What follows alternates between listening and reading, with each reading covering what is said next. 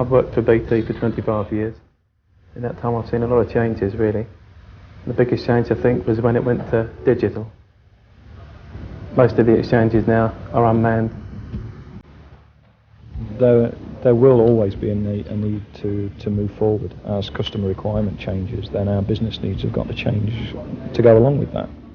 That is inevitable, and we can't afford to stand still because the competition around us are going to move forward. It is a fact of life. There will always be change in BT. If we're to keep up with the competition, then we're going to have to keep changing. Whatever method we use of performing the work that we have to do with regards to the customers has to work to what the customer requires, and we have to deliver what the customer requires. Every change in technology involves a change in your working practices. We're used to change, and we're used to retraining, and we're adaptable. BT technicians are at the heart of the company and have seen massive changes in the technologies it relies on to do business. Yet while the job may be different, the way it's organised and structured has remained fundamentally the same. This is all set to change with the introduction of work management.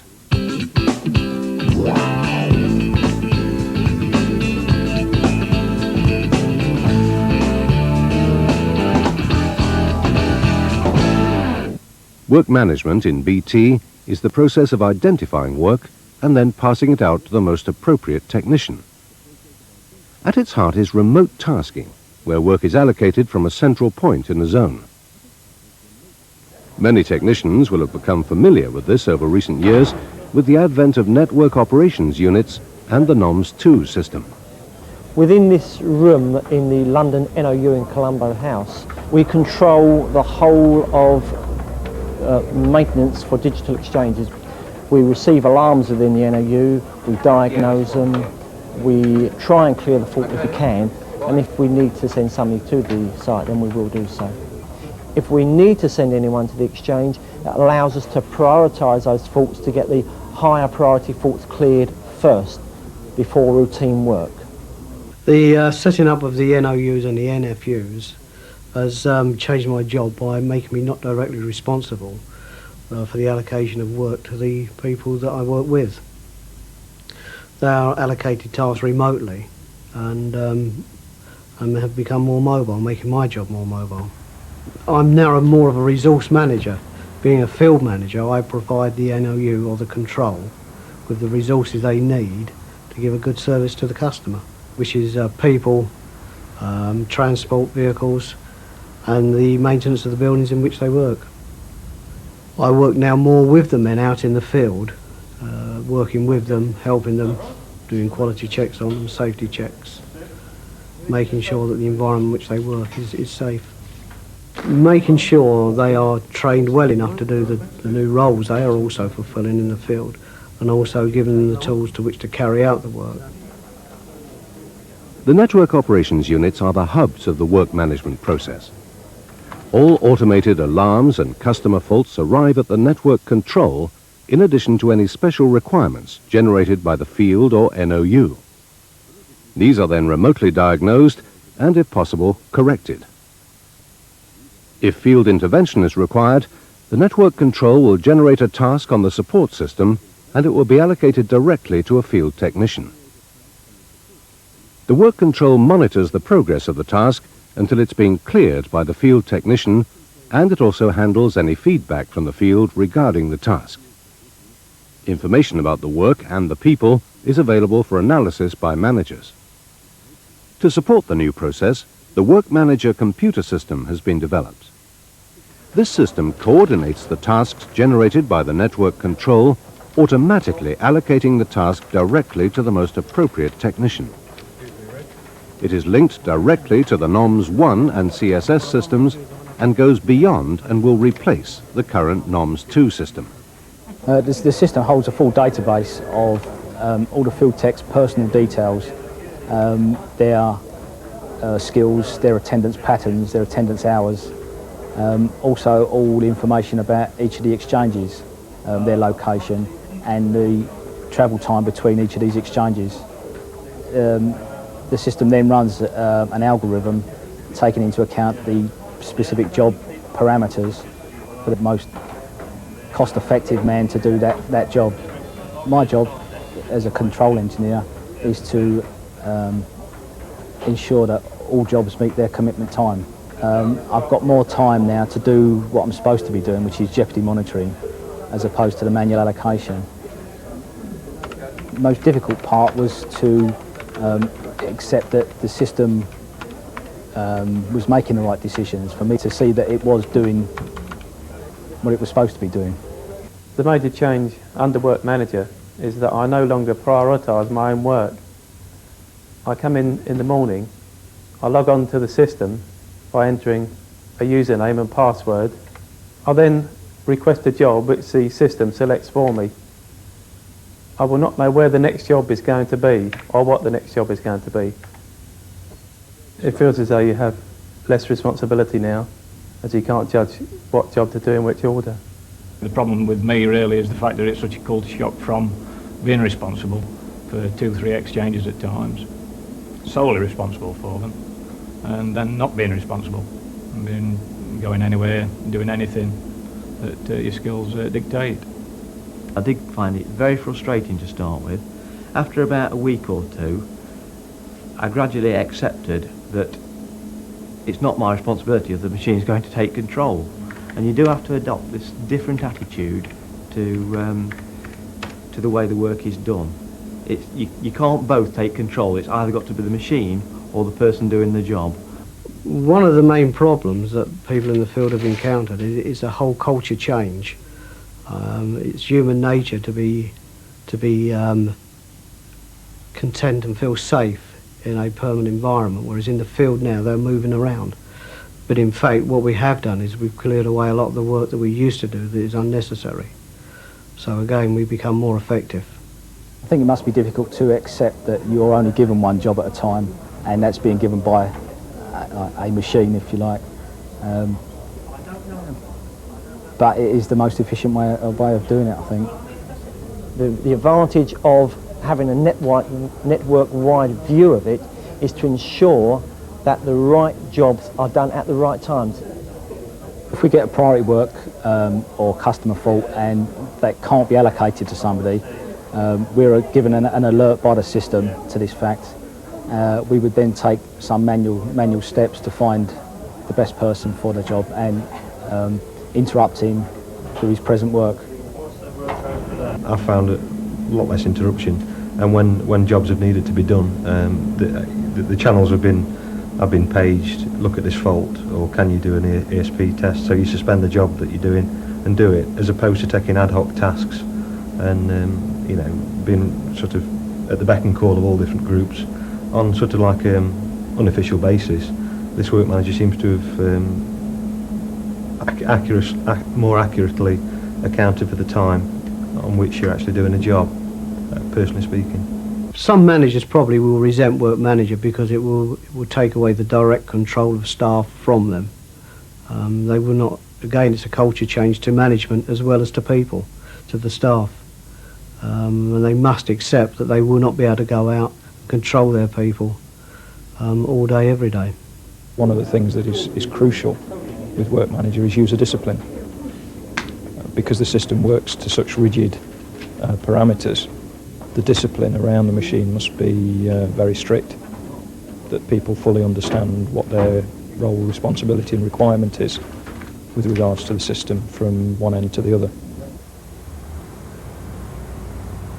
We do a lot more travelling now, which I would say is less efficient, and as you don't know what job you're going to do next, you're not able to take the required kit with you, so that means travelling back to a different place to collect that kit. Travelling has been a particular problem. The amount of travelling I'm doing now compared to what I used to be doing, and I just seem to be shuttling between places. So Work Manager's got a long way to go here. I can understand that field technicians do feel that they go rushing hither and thither, but a field technician has only got one view, an individual view. We have the over wide view. He doesn't see the priority of the work. Key holding is a big problem. If I want to travel to a different site, I have to have a key holding site to visit. then I will collect keys from there. Certain faults require certain special pieces of kit to fault find on them. An ISDN fault in particular, there are only a few testers, so you have to know the location of the testers. Perhaps it might be helpful if the location of testers was built into the work manager. Some of the problems we've encountered during the field trial of work manager, in fact, has not been down to work manager. It's been problems that have been there inherent in the system, one of which is access to buildings. We use a multiplicity of access systems, swipe cards, keypads, different types of locks, and it's just brought that to the surface now. Again, with the greater mobility, this becomes more of a problem, how people access the buildings. The work management system as a tool forces you to think about how you operate your processes. It forces you to think quite critically about the process and procedures you're operating. Personally speaking, here it's worked really well, and efficiency-wise, I should say I'm probably about the same as I was before. Having said that, on days where assistance is required due to team talks or absences or what have you, I have tended to find that when other field technicians have come to assist, with the lack of local knowledge, it's resulted in quite serious inefficiency in the amount of work that we've actually got through.